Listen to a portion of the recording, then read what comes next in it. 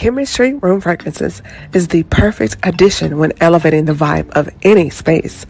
Whether if it's your home, car, or office, and something needs a quick refresh, our room fragrances provide that beautiful burst of fragrance with just one quick mist. Shop now at www.chemistryroomfragrances.com and be sure to follow us on Instagram at Chemistry Room Fragrances. Chemistry Room Fragrances. Smells so good.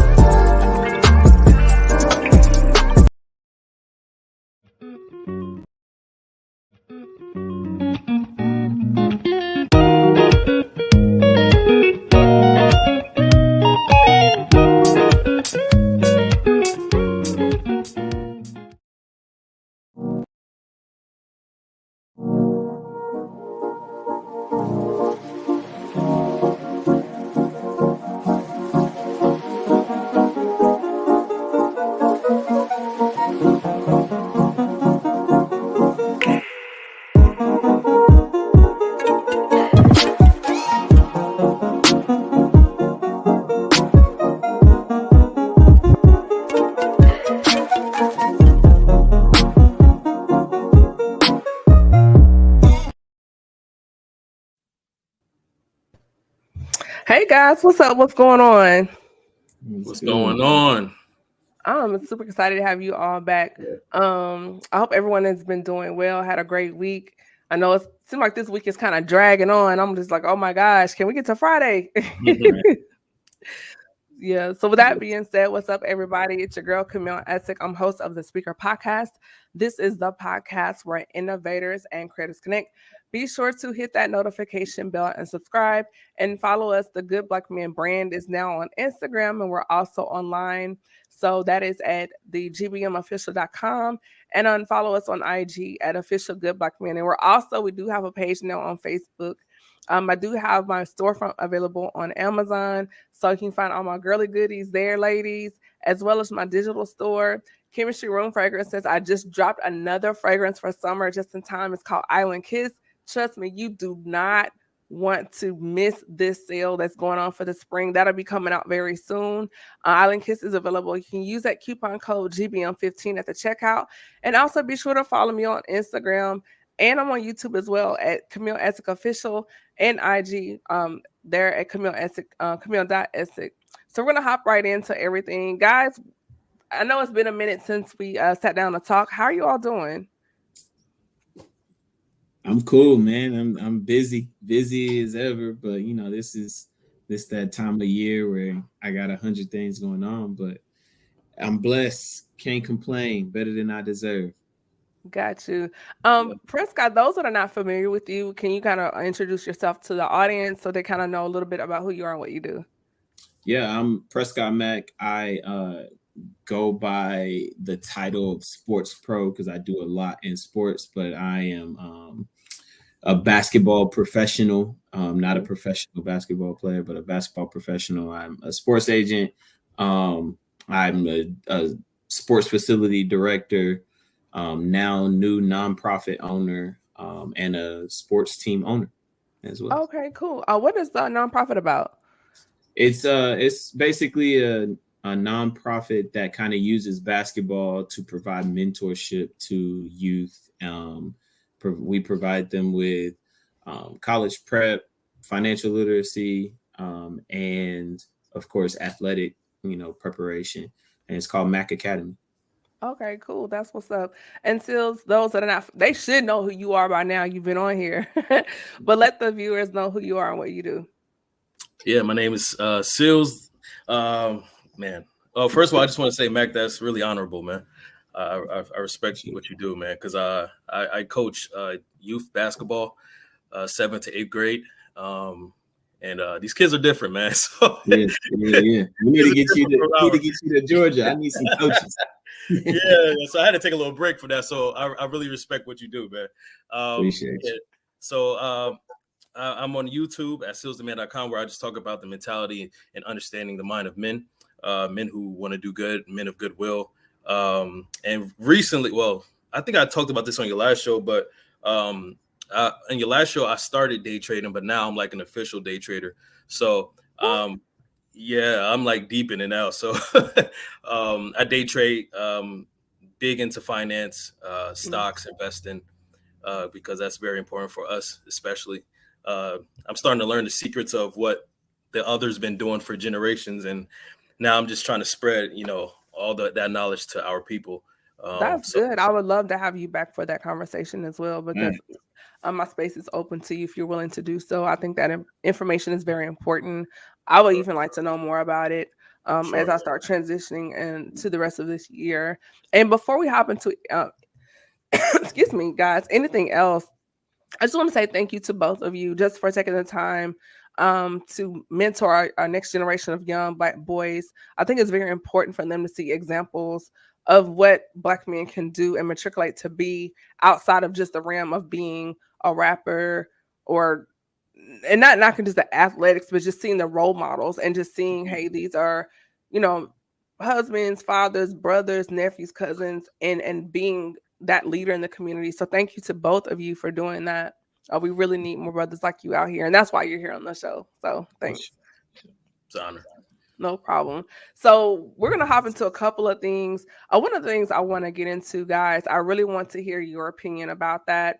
And the reason why I asked the both of you is, one, Prescott, you're married, but you weren't always married. So you have the best perspectives on both ends. And then Sealz, you're not married yet, even though that is coming at some point. Yeah. So just to hear their perspectives, this is a phrase, we're kind of winding back, going back into a couple seasons. Prescott brought up the phrase, the Bryon Tiller effect. He's already laughing because he knows where I'm going with this. So Prescott made the comment, he was like, a lot of ladies out here, there's that one guy that's kind of waiting. So Prescott, I do want you to take the helm on it and still hop in. Kind of, for those that are not familiar, what is the Tiller effect? We call it the Bryon Tiller effect. Like, what is that? What is that about? What's up? Yeah, so yeah.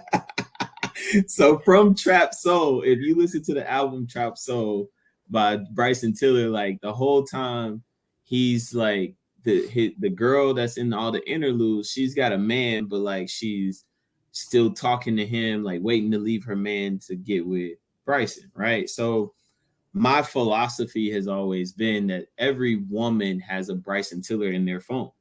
And what that means is, like, no matter if you aren't thinking about it as the woman, if you aren't like pursuing it or even like acknowledging it, there is one man, at least one man, but there's probably every man in your phone, but at least one man in your phone that if you are falling out with your significant other and you text them and say, pull up, they're pulling and I was like, no, because I don't believe it, because I was like, my phone is dry, and I have other friends, their phone is dry, and I was like, nah, and you were like, yeah. So I just want to hear what you all have to say about this.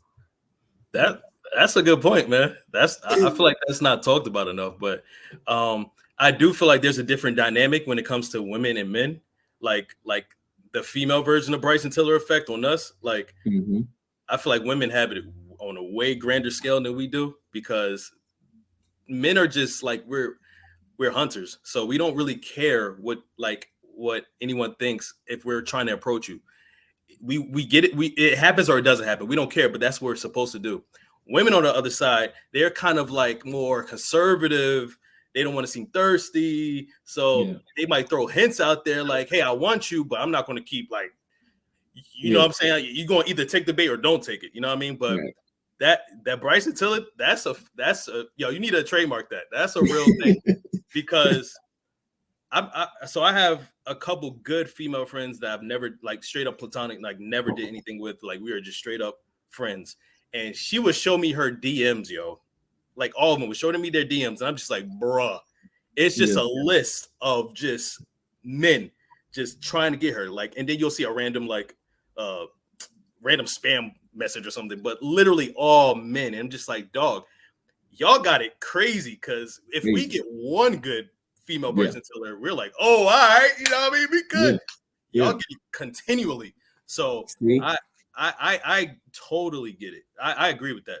100%. And Sealz so educated and articulate. This is what it is. This is what it is. On the women's side, if like for us, if we are into it with our girl, we have to go, like you said, hunt. We got to go search for, dang, who's the back? Like, who's my second in line? Like, who can I hit up? Like, just broke up with my girl. And then when you do figure out who you can hit up, it's then you become a salesman. You be like, yeah, so we just broke up. Like, I'm trying, and you have to convince her, right? But this can be, for on the women's side, it can be a dude that like your man is met, like he's your friend, y'all strictly platonic, never even thought about doing anything but being friends. Y'all are brothers and sisters. But as soon as the sister decides maybe we shouldn't be brother and sister no more, he is immediately, his title is oh, word.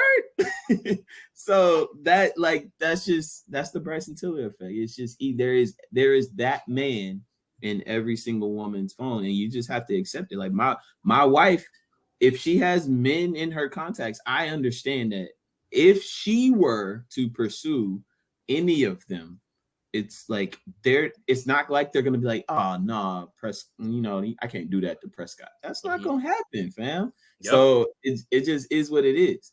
And I want to add on to that. Right? Men cannot be insecure about their woman who he knows is his woman, right? I just want to start off with that first, right? Before I get into my next step. If you know your woman is faithful to you, loyal to you, you can't be out here being insecure, man. It's not a good for you, for her, or your relationship, right? That's established, right?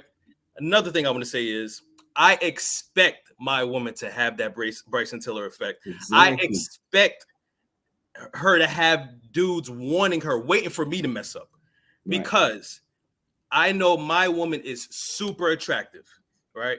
And I'm not just talking about looks. I'm talking about personality. This is the reason why I was attracted to her. Like, I'm not special. Everyone wanted, but she chose me. Awesome. Thank you. So I expect my beautiful, attractive woman to have these dudes out here, wanting her, right? But as long as she's faithful to me, loyal to me, and I can trust her, I have nothing to worry about. But I know there's dudes out there who are waiting like sharks in the water for me to. So that like healthy competition to kind of keep you on your A game, because in the back of your mind, this guy's like, put me in, coach. He is waiting. Yeah, honestly, bro, he's like Little Caesar. He hot and ready, waiting for you to turn the ball over. Just waiting. He wants you to fumble the bag. Yes, like I don't feel like it's competition. Honestly, maybe it's just me because I'm a Leo. Like we just Like, oh Lord. I don't know about that. I'm gonna right there you go. There you go. Right. There you go. Like, I don't have competition. Like, and I'm also strong on my faith too, right? What is for me is for me.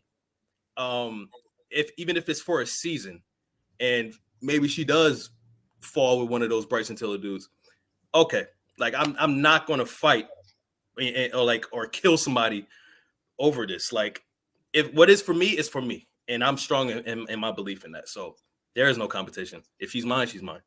Right. Thank you. I appreciate it. And we want to shout out some people following the comments. Dr. McClurry, Sealz, you remember her. You had a panel with her. We did a singles panel with Dr. Whitney McClurry. Yes. Hey, shout out to Whit.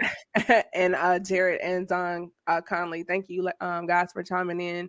So hopping into the next thing, since we're on the communication tip, I really want you all to chime in on this as far as the impact of masculinity labels, because lately we've heard a lot of conversation around like Michael B. Jordan and Jonathan Majors as far as what is Black masculinity? What does that look like? There's so many narratives surrounding that as far as this box or label.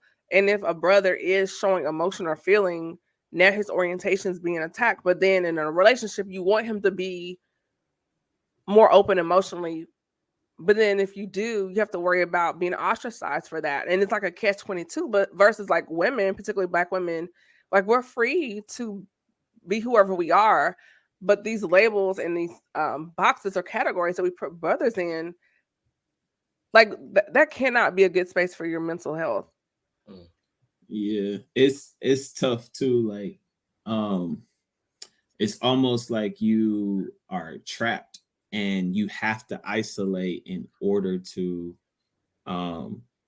like work through your own emotions, because if you until you get to the healthy space with whoever you're communicating with, prior to getting to that healthy space, if you were to express, then it's either your fault and I was listening to an interview today with Devell and Duvall and his wife, and Ellis, the Ellises. Yes. And he said that one day he was like communicating with her and saying, hey, this hurt my feelings, right? Which is what y'all ask us to do. Like, hey, how are we supposed to know? We can't read you. We can't read your mind, blah, blah. Right? And then we express that like this hurt my feelings. And then like her response, because women, believe it or not, women's pride kills men's pride. Like it's heavier. Like we probably have it more often, but a woman's pride is heavy, like super heavy, because if you're coming at her and she feels bold, then she's coming at you even harder, and she know exactly where to cut you. Yep. And so her comeback to him was, you sound like a bitch. Oh, Jesus. I didn't hear that. It was Kadeem and Devale. Yeah. It was on, I think, Dear Future Wifey. I think the podcast, they were talking about that. And yeah. They said it on the Breakfast Club too. So so it's like, dang, bro. And he was like, you know, that like I tried to express myself to you, and that like now I'm a bitch. Like, so then when we don't, though, now we're reserved. You can't bottle everything in, and then like any human, when you bottle so many emotions in, every human has a different tank, right? Everybody's tank is a different size, but when that tank is filled, then there's a blow up, right? It's an explosion. And so then that explosion happens, and the whole time he had been ready to like hit that little faucet, get a little bit of that stuff out that tank, and you weren't letting him. You plugged the faucet, and he couldn't get anything out the tank, so it blew up. And then now we're too masculine. Now we're too macho. Now we're abusive. Now you start putting labels on us like that. We got anger problems and all that, and really we don't. We just our tank is full, and so and we're not allowed to release that tank. So I think that it's definitely a problem. And like I said, the preface is, until you get to that healthy space with whoever you're communicating with, like there is a healthy space there. It's not like every woman is just like plugging that faucet up. But until they get to understand, we're like, okay, my man has to be able to express himself. And that's then and only then do you start to see how he can maturely get through all of his emotions and maturely work through any type of anger that he might have or any animosity he might have. He starts to become really emotionally mature once you give him that space to. And women have to understand, especially Black women, that y'all got so much power, and the way you use your power can mold how we act and react. So Sealz. Facts. That's facts. Masculinity.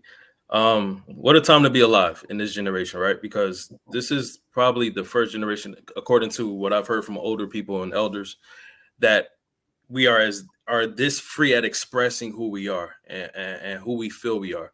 So masculinity is at a the term and sense of masculinity is now like an abstract thing now. Right. When in the past, masculinity was going to work, feeding your family, getting this money, and doing labor, right? It was kind of like that thing. What can you do? What can you force with your power and your strength? Now, if you think about if you ask today's generation what masculinity is, you can get an array of different answers, right? Compared to back then, this is what it is. Yeah. The thing I will say is that I don't know about the Ellisons. I gotta check. Yeah. Ellisons. I'm gonna check that out though. That's crazy. Like, and that also shows if you truly want to be with this woman or not. Because I feel like if I was in his shoes and she said that to me, we're done. We are.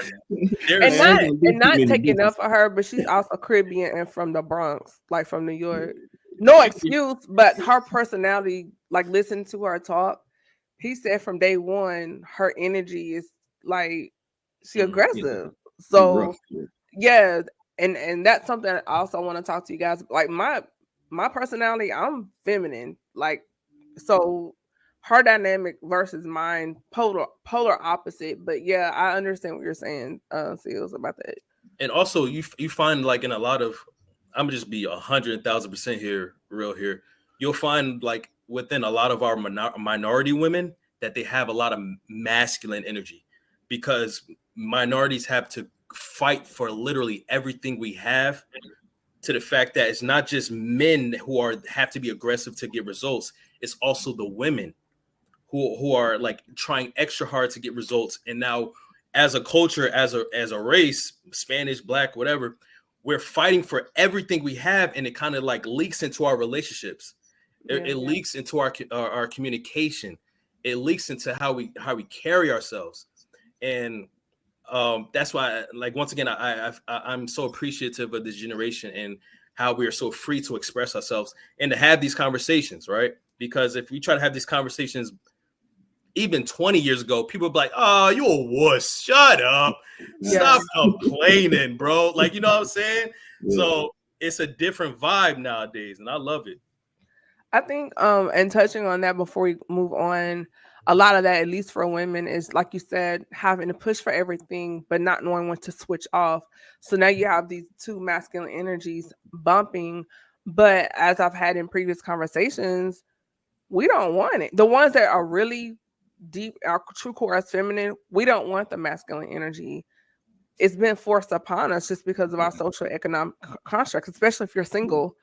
Because if I don't go out here and go get it, I don't have someone to fall back on. So I have to go get it. But when I come home, I take that down, I pull that off. I'm like, ooh, like it's exhausting. And for me, in my mind, I don't see how some women willingly carry that all the time. On the flip, there have been women that were once, I would say, more feminine, but because they were in a position or relationship where they trusted somebody, if like, oh, this man has my back, and he dropped her and put her in a bad space. And so her mind is like, I got to make sure this never happens to me again. So now you cross the line into masculinity, because now it's like a protective thing, because the last time I trusted, a guy or whatever, I got to put in a space and I got to hold me down no matter what. Whether if you can't depend on your family, you can't depend on, certain people in your circle, you can't depend on that significant other. So it's like, in your mind, you have the safety net mentality, which can make you more aggressive as a woman when that might not even be your true core of who you are. Right. No, facts. No, that's the PTSD that women that's what that is have to deal with is very much real, which is why, like, when you do have a man that is trying to not trigger like all those things that are causing that PTSD, it's somebody is going to have to go first, right? You know what I mean? Mm-hmm. So like if you got PTSD, so you need me to be soft, right? You need me to come at you a little bit softer, but in order for me to come at you a little bit softer, I have to be able to express myself without demasculating me, if that's a word. Emasculation, yeah. Emasculating me or whatever the word is, but not taking away my masculinity. That's what I'm trying to say. Yes. I get you, man. But like, I need to be able to have this in order for me to give you that. Somebody has to go first. So if you need this, and you need this from me, but I can't give you that until I get this from you. Somebody has to give before they get. Yeah. And so that's where honestly, me and my wife had to come to the terms of like, and she didn't want to like admit it, again with pride, she didn't want to admit it, but I literally said to her in the argument that like, we just need to establish that you got a need, I got a need, but I have to fulfill your need before I can get my need. And so we're going to go ahead and establish that I'm the one that is going to have to suck it up and provide your need, and then I'll get what I need, right? And so once that's established and we get it, then all right, I got to take this little baby step in order for me to get, and then once you give me a little baby step, now I can give you a couple more steps. So then but again, we got to establish somebody's got to go first. But that PTSD, like, there's triggers that every woman has, either from a past relationship or from how they grew up, or from anything that has happened. And I have to get through those barriers, but I also got some PTSD, and it may not even come from a woman. It may just come from being the fact that I'm a Black man in America. Yeah. And I have certain insecurities and trust issues that come with being born.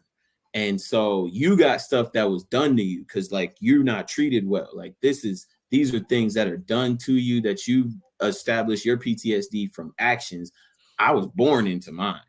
And so I have to constantly figure this out. And especially like you said, Sealz, like our generation, like we're like, my son is going to be emotionally intelligent growing up, right? Because I'm there with my son. I'm showing him affection. I'm showing him that we actually just got into an argument. He's 2. He's got That's a 2-year-old. We got into an argument, and I was like, you gonna be mean to me, I'm gonna be mean to you right back. And then he getting emotional, like, you can't okay, we're gonna, and then at the end of it, we're like, okay, I'm gonna tell you sorry. Now you tell me sorry. And then we apologize, and then we hug, and then like, okay, we just went through conflict resolution, right? You're 2 years old, but you're learning conflict resolution right now. Whereas our parents was like, shut up before I give you something to cry about. Yeah. Yeah. You know what I mean? So it's just different. And so like the emotional intelligence that we have is going to affect the new generation. And then when it comes to relationships between a man and a woman, especially a Black man and a Black woman, like they'll be able to establish somebody's got to go first. Yeah. Right. But that goes into these 2 points. And Sealz, I want you to hop in on this. One, the communication in stressful periods of a relationship, what Press you talked about, but also validating his feelings as well. Because a lot of times we hear so much about her feelings, her point, her trauma, but men have traumas too. There are men that go through abuse, whether it's physical, mental, emotional, even sexual abuse, then they come into a relationship. So to that kind of counter that point a little bit, yeah, you're born into some things, so are we, but things happen through life as well. As we say, life be lifing. And so you have 2 people that both have a journey, and you come together, and now you have to figure out how to work and fit together. And that comes with first just communication and saying, hey, before I met you, there's some things you should know. But I think it ties into first kind of vetting that person to see if they're a vault, which is a phrase Sealz you used before. Are you a safe place where I can take the mask off, unpack it, and if we do disagree, you're not going to weaponize what I told you in confidence from a previous conversation? Facts. Like, it's like, so what do you want me to target first? Because there's a lot of just jump in. Because the safe. All right, so that's why I said like you have to make sure you're compatible with your woman, because like you said, Prescott, like we both have our different journeys, right? But we got to find a way to get on a similar avenue. We got to find a, we can't be in a relationship when you're on a dirt path and I'm on a pebblestone road. Like we can't be on a parallel relationship. We got to come together as one. And that's why compromising is like a big part of that as well, right? And like you said, also Prescott, is that like that's a form of masculinity where you're saying, you know what, I'm going to go first because as a man, I take pride in going first. As a man, I take pride in starting this journey we're about to take. I'm going to do that because I take pride in that as a man. That's a form of masculinity. Any man can do that, whether he's butch or big or you know, a small. Like that's why masculinity is such a abstract thing, and I'm glad that we're talking about it now, right? So like you said, are you my safe place? Are you my a person I can talk to, and like you said, not weaponize my secrets, weaponize my weaknesses? Can I not be called a B word if I tell you how I feel, tell you about my emotions, right? Because I'm telling you, man, to all the women out there, if you have a man who is completely honest with you, 100% like a faucet with you, that is a blessing. Because even for me, I know how hard it is to be honest with my lover. Though it's super hard. Why? Because it's like, man, you might judge me, or you're going to see my weaknesses. My weaknesses might push you away. The ego. You might think that like I'm not able to handle problems that we're going to encounter based on the problem I have right now. You know, so we overthink things. But that's why congratulations to you for being married, because you have a life partner. We're doing this together. We're a team, right? So we have to act like a team. I got to be able to pass you the ball. You shouldn't have to be shooting all the time, or me have to shoot. We should be able to assist each other. If I can't assist with you, you're off my team because we're not a team no more. I might as well be a team of one if we can't be a team of two. Right. I'm gonna score 50. Like I'm fine with that. But I need to find someone I can, in basketball terms, like the triple double is important. Okay. Yeah, it's like you gotta have that. You know what I mean? I know what that is. You know what I'm saying? All right, good. With the triple double. Yeah, we about to go into old basketball talk in this one. Hey, I know a little in the paint. See, I know the phrases. Okay. She put out a basketball glossary. I like sports. You said pick a roll pages. I saw you look down before you say that. Look at no, I was like comment, share. Don't do that. Don't do that. Yeah. No, but that's facts. And to elaborate on that, I actually done got off track. I forgot what I was about to say. We were talking about safe spaces and you being vulnerable and your secrets. Oh yeah. So I was gonna pose a question, because like there's probably maybe that one person, which is probably your life partner, your significant other, your wife, your husband, that you just don't lie to. But how many people, like, just to pose the question to the audience and to y'all, how many people in your life, if any, know everything about you and your life? None. Exactly. There's none. There's like, you won't, like, just a not to even make it like negative, just think of like your mom. How many times you just omitted some stuff about your mom? Mom, where you at? You really on the wrong side of town. Yep. At Walmart because you just left old dude house, right? Yep. But you told her that you just at Walmart. Yep. And you didn't tell her that you're at, like, you didn't go into detail. You just like, I'm at Walmart, or I'm running an errand. Like, you ain't said nothing. Like, there's just times where and there's no reason, because she wouldn't care. You're 40 years old. Like, what's she gonna say? Right. But it's just, you just don't want her all in your business. Like, that would be what we justify the white lie for, right? So when I've decided, as my significant other, like, to your point of why it's very hard to be 100% honest, right? So when it comes to your significant other, and you are literally saying, here is me, every flaw, every thought, every feeling, every temptation, like, here is me with God. It is us, this 3-string chord. This is all of me. no lies, all transparency. That's difficult. And as a man, if I'm doing, as a human, that's difficult. But as a man, if I'm doing that with also the fear that you are going to strip me of my masculinity because I'm being vulnerable, that just puts that's a double on negative communication. Like, I'm not going to want to communicate with you at that point. Yeah. And that creates a ripple effect too, because now not only is he not going to want to confide in you, he's not going to want to confide in any woman. Right. Any, like his mama, his cousin, his aunt, like nobody, because he's like, man, y'all all like this. Mm-hmm. You know, and it's not a true thing, but it's a real thing. It's a real life thing. Like that's how people think, you know.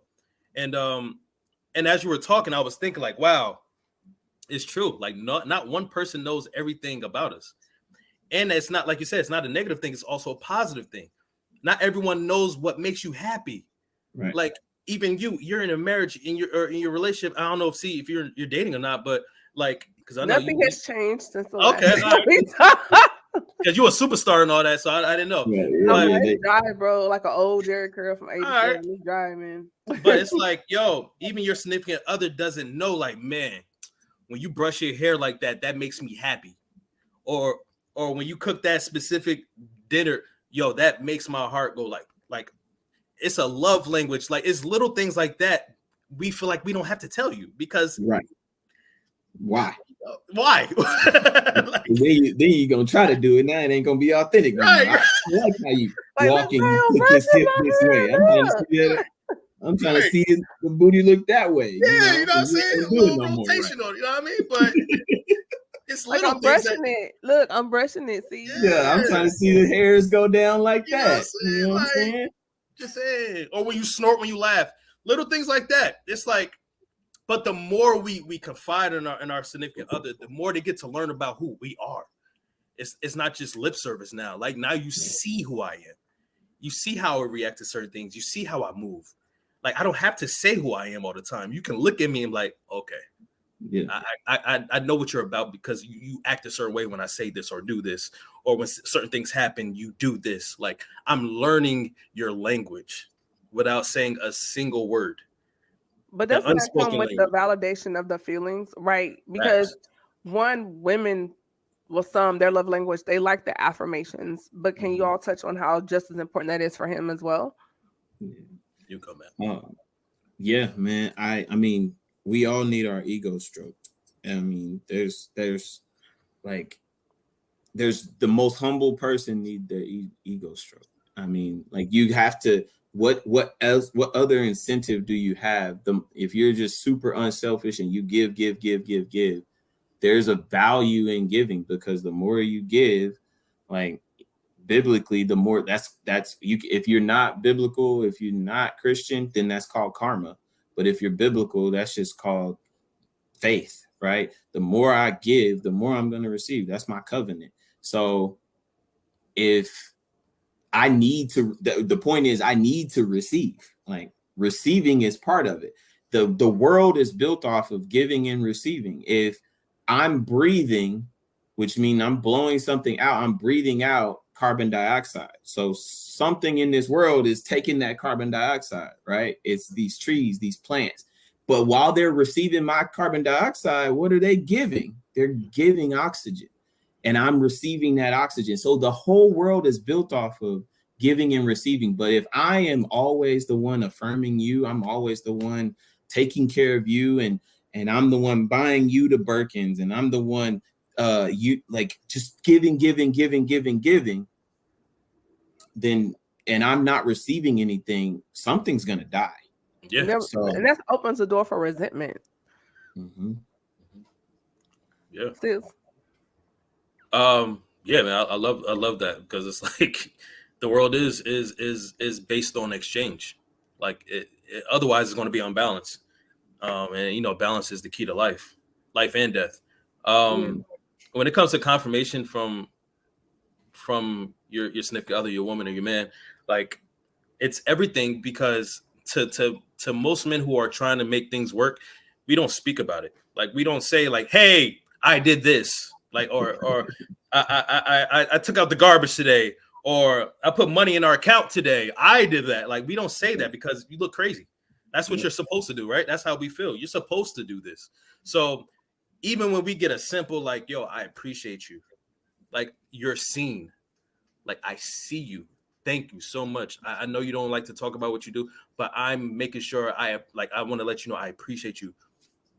Man, that honestly, like, for me, one of my most popular videos on YouTube was talking about how telling people, like, telling your man you love him is overrated.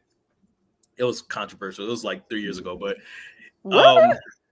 yeah, that was like that was my very first video, actually. But that's not overrated, right? Like, I wouldn't think so. So I explained myself, right? So I was saying, like, us men, we need more than just saying I love you. That's not enough. Because that's not enough. Everyone says I love you. People love a nice car. People love good food. Like, okay, that's cool. But to say I appreciate you, I see you, I feel you, like I want you, like, that's a different type of feel, because that's not something everybody can say to you. Saying I love you isn't exclusive to your significant other. Anyone can say that. But to say I feel you, I want you, you are like, that's a different type of energy that we need to encourage us to keep being like men, to keep doing what we're supposed to do. That pumps us up, you know? Yeah, so that's good. Yeah, so that's, it was a little controversial, but it was great. No, I get it. I think because I'm expressive just by nature, my mindset, just how I if I was in a relationship, I would communicate. It would be like, I appreciate you for da-da-da, because when you do this, it makes me feel da-da-da-da. That's just how I talk. So it will go beyond I appreciate you. I would tell you why, and then whatever action you did, I would say, and this is why, and when you do this, it makes me feel this way, and kind of complete that train of thought. So yeah, that's perfect. What Sealz said about, like, we can't be our own cheerleaders out loud. Because like, y'all seen Coach Carter, right? Yep. And how he when they were doing too much boasting, he was like, look at that bow. I tied that. Yep. And that was the point of, like, you shouldn't be the one that says, hey, look how happy I made you. Look at this life I brought us. Look at this work that I did that created this opportunity for us. We want you to come to us and say, man, babe, you've been working for 3 years on this goal and it paid off. And thank you for this life that we have. Thank you for getting up just, we want to feel that like, all those are extreme, but like, we want to feel those appreciations of, like, just subtly, like, man, you have been working out and you got me feeling like I need some. Right, so that's like, I want you looking like a whole snack. I see you looking like a snack. Like, I'm trying to. That's not a snack, babe. A meal. You look like a whole entree, babe. You look like an entree. That's a fact, yo. And it's like losing weight. It's like losing weight, right? It's great. It's great. You might look in the mirror and be like, okay, I am losing some fat around the waist area. That's cool. But man, to hear someone else say it, like, yo, see, you out here, yo, what is you doing? Is like, that the bubble? Is you popping out? Are you like smaller? That's a different type of feeling. It's like, oh, not only do I see it, but she or he sees it too. Like, that motivates you even more. Like, as a man, to cheerlead ourselves, like you said, Prescott, like, that's corny, bro. Like, and I hate when people do that online. Yeah. They do like, yo, look what I got, dog. Right. I got the new Sadies because I work hard. Like, bro, who cares? Right. You know what I mean? So, but if you're like, you do your thing on the low, you quiet, and you just work, and I see you in person, I'm gonna tell you, like, bro, I'm proud of you. You got the new Sadies, dog. That's crazy. You know what I'm saying? So that's a different type of compliment, And that's, old women used to say, like, if you don't do it, another woman will. That's not only sexual. Like, let my girl ignore me, and it's just natural. It's not me being a dog or anything. Like, let her ignore me for a good year, and I don't hear no affirmations. And let one of the golden girls at Walmart that's checking my ticket say, not Medea. let us say, Shirley, young Willie man. Dean. Yeah. All she gotta say is, young man. And I'm like, Okay. Gladys, you better chill, Smelling like Gladys. white diamonds and peppermints. Smelling like white diamonds and peppermints. Or the work wife. What? Right. Come on, Exactly. man. Exactly. Oh my gosh. So love and respect. Because and let's hit on this, because I don't think a lot of ladies realize there's a difference between love and respect. And I always look at it that if you respect him, you do love him. Is that wrong? I want to know. I'm just asking. That's why we're having these conversations. She said Gladys. I was just thinking out loud. I was like, not Gladys. You can go. Like, where is the line between love and respect? Because I'll be out. I'm not a Walmart shopper. I'm a Target shopper. I don't do Walmart, but Target. You're right. It won't be Gladys. It'll be Cynthia. There's been times I've been out and I've ear hustled conversations where I've heard women say some outlandish things, and I'm thinking, she's like, but I love him, and I'm thinking, but do you really? Because you're being mad disrespectful, and it's not about misogyny or anything like that, but the line between love and respect and what that really looks like seriously. This one is deep. Yeah, it is.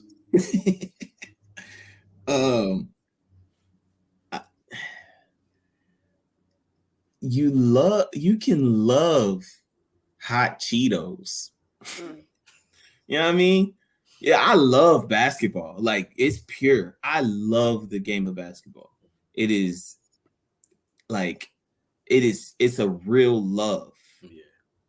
But I can also, while I love it, I can disrespect it, right? So let's put it in the perspective of sports, right? Cool. Okay.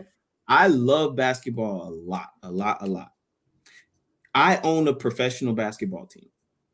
I haven't worked out. I haven't ran. I don't shoot every day. Because I'm the owner, I decide, hey, I'm going to play in this professional basketball game with no preparation, I'm disrespecting the game, like at that level. Now, if I go pay $40 to go play in somebody's adult league, that's different. But if I say you should pay to come watch me play and you should pay me to play, and I haven't put any work in towards it, that's disrespectful. Mm-hmm. But I love this game, though. And the only reason I'm willing to play is because I love it. Right. But I'm disrespecting it at the same time. So to flip it back to relationships, you can love me all day long, and it can be the purest love ever. But if you don't work to, I'm trying to get canceled these days, so I'm trying to pick my PC culture. PC. It gets on my nerves. Like, if you don't work to be mine, let's put it that way. If you're not working to be mine and whatever that entails, and you're not, but you're expecting to get paid like you're mine, like you're expecting me to do all the actions to be yours, but you're not reciprocating that. At that point, that's disrespectful. So to put it in layman's terms, like, you love me all day long, but in public, we're at like a double date and I do something and you just completely cuss me out in front of everybody. Now, you cuss me out at home because I deserve to be cussed out. That's fine. But now you've cussed me out and you demasculated me in front of everybody. That's disrespectful, even though you love me, right? Like, it's not like you're not doing a crime. It's just something that like would completely shoot my ego and disrespect and make me feel the utmost disrespect. Whereas I probably could have took it better, like at home, because I might have deserved the cussing out, right? But like, the timing in which you did it means you don't respect my position, because outwardly my position has to be here, and that we could get even more where I can get canceled from that. But like I have a position and you just took my position away in front of everybody, and that's disrespectful. But that doesn't mean you don't love me. Yeah. I think respect is like, it doesn't matter if we're out or at home. Respect is respect, period. And if we're not agreeing, in my mind, this is how Cam thinks, there's nothing going on that I feel like we can disagree and it not be disrespectful. We can disagree and not get below the belt. We can disagree and not get ugly. We can disagree because what you're not going to do, one, you're not going to yell at me. Two, you're not going to cuss at me.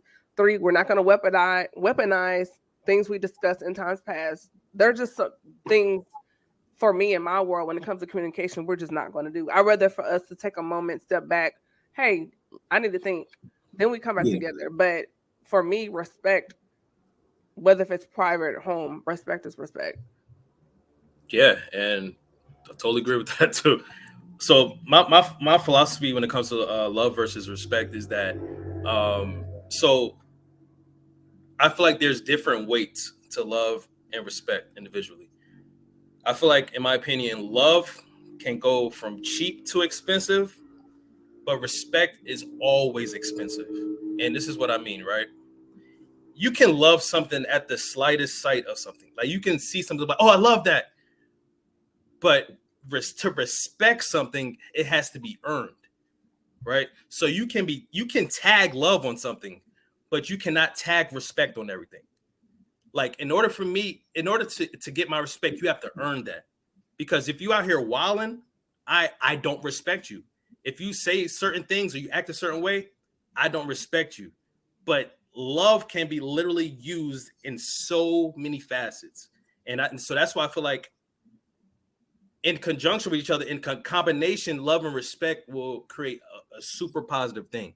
But when it comes to individually, love has a wider range of weight and cost versus respect, which is always heavy and always expensive. Because you, like, in my opinion, you have to earn that. So that's why I feel about respect and love. I think that also applies to trust as well. To me, like trust, respect, because once you lose the trust, getting that back, you can get it easily, but when you lose it and try to reobtain it, you might not, if ever, get that back. Yeah, so, and it's tough. Yeah. Go ahead. No, I was gonna say those. Sorry. Real quick. Yeah. I think all three of those things are like the holy trifecta of any healthy and successful relationship. Like they're all individual, but in a way, when you combine them all together, it's a beautiful thing. Because love, trust, respect, they all are related in some kind of form and fashion. They're all intertwined in a beautiful way. But when you separate them from each other, that's when you start to have rifts in your relationship, right? You can say you love someone and you respect someone, but if they lose your trust, now you have lost their respect, and now that leads to you losing your love. So it's like when they're all connected in that nice little triangle, if you sever one of the paths from any of those three things, it can lead to the domino effect and destruction of the rest of those things. So that's good. Yeah. Right. And I want to circle that back around to how it impacts men, because that is the premise of this conversation. And this is just what I've learned through doing these podcast conversations with you all and reading. For men, when he's open and then his feelings are hurt or he gets shut down or he's disrespected, now you can reconcile, apologize, babe, I love you, whatever. And correct me if I'm wrong, but isn't that like a little piece of him that gets locked away? And so the next time she may notice her man, her husband, or whomever, he's quieter. Hey, babe, what's going on? You okay? Are you fine? Yeah, I'm good. And so now in his mind, he goes, well, I know not to do that again or open up that part of me again because the last time I did that, this happened. And so over time, and you keep doing these things, that's more and more parts of his heart that's getting locked away that you no longer have access to, because at the end of the day, he's on self-preservation mode. Yeah. We should, most men will score in the 90 percentile in protective mentality. And the first thing we gonna protect is our feelings, our ego, ourselves. And so you're spot on. Like and then we're so logical. Most of us are so logical that like we're if then, right? So we think if then, if I do this, then this is how she's going to react. If this happens, then this will happen. So when I express myself, like if I express myself, then she's going to react like this. So next time that I feel this way, I'm not going to express myself, then she's not going to act like that, right? So it's just like I'm like this, and this may not even be all men, but Prescott, there has been like times where I'm in conflict, and if the conflict goes this way because of this being said, then the next time there's conflict, I'm going to avoid that part of the communication. Like I'm going to go ahead and lock that away, even though that's probably beneficial to me getting that out, me expressing that. I'm not even going to do it. Like I'm going to alter the way I handle that. Like if the way I handled that communication was bad this first time, the next time I'm going to alter it and I'm going to handle it differently. And so it like things that might get expressed that should get expressed isn't getting expressed anymore. And that is like, we're going to change behavior. We're going to, and like you said, like locking those feelings away, locking that piece away. So that's really spot on for me, especially. I can't speak for every man, but for me, that is facts. Like if you make me feel some type of way after I express something, the next time I'm not going to express it. Yeah, man. That's a fact. And for me, it's kind of like a similar thing to you, Prescott. Like, so first off, God made women to like be able to take pain way better than men. Like that's not even a debate. Like women take pain just even naturally, childbirth, like just menstrual, like everything. Give that to us, we're done. I'm done. Lord, take me in now, because we do not deal with pain like good at all, right? So I remember the first time I got my heart broken by my girlfriend. And before that, I was a very like lovey-dovey, but in the man way. I was very like giving. I gave her a promise ring. I would talk Not about a her. promise ring. Bro, I was like 21, probably something like that. Oh, that's serious. Yeah, I gave her a promise ring, and that was the most money I ever spent at that time, man. Like, but I didn't care. Kids will be like, "What's a promise ring?" Like, don't even worry about it. Yeah, you're too young. But I spent my little Burger King check to buy that ring, man. Like, and I used to tell people, outwardly about her, and I used to tell my mom. I was just so like full of that energy, that good, loving energy. But man, when I got my heart broken for the first time, it literally sent a ripple, a wave throughout the rest of my years when it came to relationship, to the point where it was bad, bro. It was bad. Like I didn't want to express myself to women no more. I didn't want to say I love you no more. It was hard to like even do things like kiss anymore. Like because to me, kissing was very big. Like if I kissed you, that means I really like you. I'm not out here just kissing women. Like, so even like, sacred things like that, bro, it literally just like sent like cracks throughout the world of my relationships for like, I would say 7 to 8 more years, man, until I got help, until I did therapy. Because man, for us, because like you said, Prescott, we're so logical.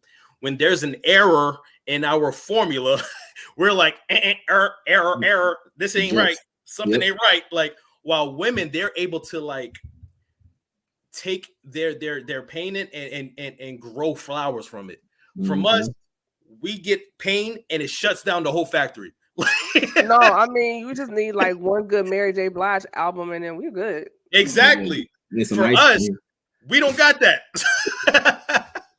Yeah. So that's what, like, for me, man, it took a lot for me. And I'm still not at that point where I was back then.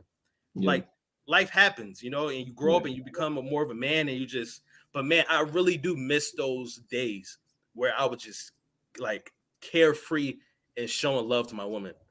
And now it's so hard to get back to that. And I don't think I'm supposed to be, honestly, but I do miss that feeling. So you said you're in therapy for it. So are you continuing your therapy to address that intimacy issue? No, that was like I've been done with that, but I've healed from it like I would say like 4 years ago. But but during that span of just like being hurt all the time and going and dating and bringing my pain into the date, like it was just a mess, bro. And I look back on it, I'm just like, oh, what did I do? You know? Well, see, that's why we have Mary, Bryson, and Drake. You see, I got the lips on my head. I'm sorry. Oh my God. There you go. Man, I can tell Prescott was that man back there. I can tell. Yes. I'm loving this. I just grew out of being that man. From that same point, I got cheated on at 14 and wasn't the same till probably a year ago. Yo, I just got healed. And it don't matter the age, bro. Men take it hard. It don't matter when, where, what. It don't matter, yo. Facts. See, so this chemistry, I want to continue this conversation and bring you all back for like a part 2 if you're willing to be down for that. I think what helps is when other Black men hear other Black men, and you kind of feel freer to share your feelings. And you all know my space is a safe space. There's no judgment here. And I just love to hear the brother's perspective because there's so many websites and social media pages.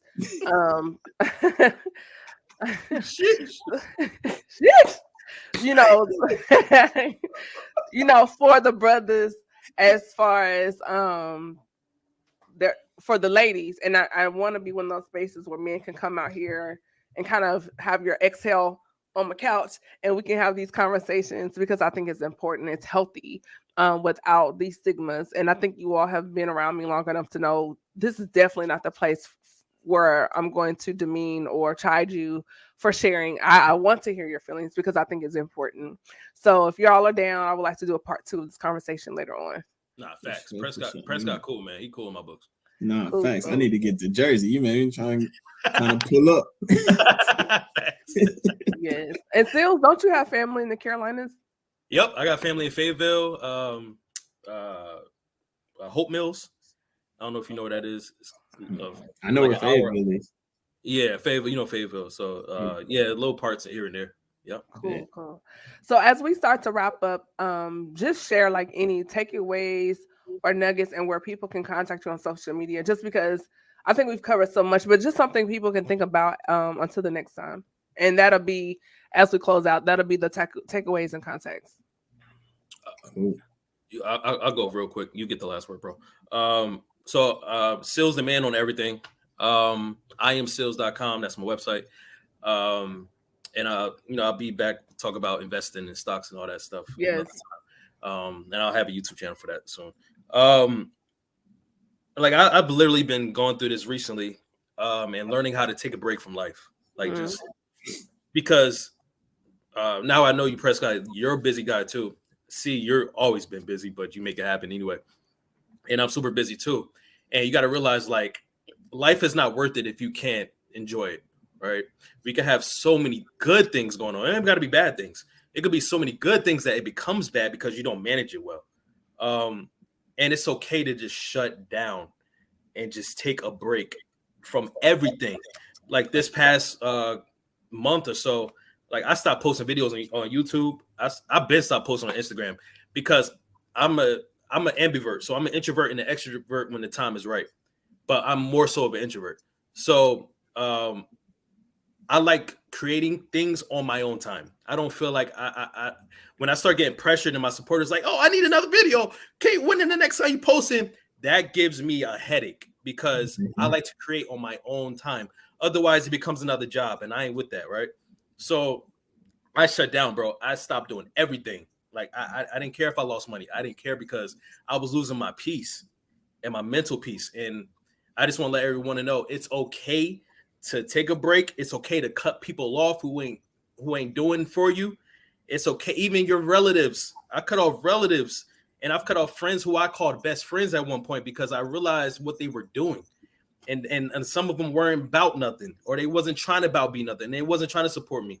It's okay to subtract, to add addition to your life, to be an addition to your peace. It is okay. Subtraction is addition when it comes to that, right? So that's all I want to say. I literally just came out of my hiatus. My hiatus, and I feel better. I feel even more energized. I'm ready to create mad stuff. You know what I mean? Yeah. But when I was in that storm, bro, I didn't want to create nothing. I didn't want to see nobody, and it became more like a job, more than realizing it's a blessing from God, you know? So take a break. It don't matter how long. You ain't got to go nowhere on vacation. You could be right at home. Take a break. Yeah. You know? So that's my message, man. That's good. During the pandemic, I took my first sabbatical from social media. Like that first December, we were on quarantine, and I didn't realize how much my mind needed it. And it got to the point I was like, I'm going to do this more often. So every December, I take a break from podcasting. I set up scheduled posts for social media. I'll do replays of previous episodes. Excuse me. Just because, like you said, trying to create, thinking of a reel, thinking of a post, thinking of a show, it was wearing me out. And even February, some things I shared with you offline, Sealz, it was so much going on. I was doing the shows behind the scenes. I was like, I'm tired. Like mentally, I was checked out. So I was like, let me start doing this more, not just at the end of the year, but creating a space once a month or every 2 months where, hey, I'm not doing any shows this week. This is my week to chill out. If I want to go get my toes done, whatever I want to do, and then schedule for whenever. And so now I have my little, what I call virtual spring breaks or summer breaks or fall breaks. And I give myself those things. And you have to listen to your body and to your mind, because I noticed when I started taking those breaks, when I would come back, my creativity was like, so I totally get it. That's really good. Prescott? Yeah. Instagram, pmac.sportspro. Facebook is just Prescott Mack. Businesses, the agency is, I'm a sports agent. The agency is intrepidsm.com. So Intrepid Sports Management. The nonprofit is macacademygym.com. And the pro team is cgbucks.com and DallasSkyline.com, DallasSkylineBC.com. So, but my takeaways are the worst thing you can be for someone is be one of them. So the worst thing you can be for a broke person is be one of them. The worst thing you can be for a broken person is be one of them. The worst thing you can be for an unstable person is be one of them. So make sure, like, if you really, really want to help people, make sure you good. Because if you're just like them, you can't help them. So if you want to help the poor, you got to go make some money. If you want to help the broken, you got to be fixed. If you want to, help the unstable, you got to be balanced. So, like they've said, take your breaks, do what you got to do to make sure you're right, and then you can help. That's all I got. Yep. Thank you. I think you both are like so dope. And I think I've said that before. I'm going to keep saying it and give you your flowers. Anytime I meet a dope brother, good black men still exist. Why? Because they're not all bad. That's the tagline. It's real. I just think y'all are phenomenal. So I'm going to keep having you guys back. And I think you all have so much to say. So I appreciate you both for taking time out of your busy schedule to sit down and talk with me. No problem. Anytime. Yep. All right. Well, everybody, this is your girl, Camille Essick, host of the Speaker Podcast. This is the podcast where innovators and creators connect. Be sure to follow me on Instagram, and I'm also on YouTube. The information's right there at the bottom of your screen. Tune in. We have some other things coming up the rest of this month. And I think you're going to be pleased with those conversations. I don't want to spoil it, but you can go to the website, www.thespeakerpodcast.com, and you can subscribe there. Look at all these braces wearing me out, but it's all right. I'm trying not to drool on myself. It's bad, real bad, but it's okay. Deliverance. Shut up.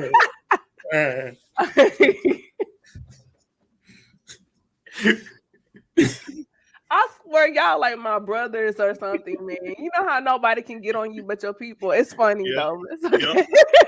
Yep. All right. Sweet Jesus.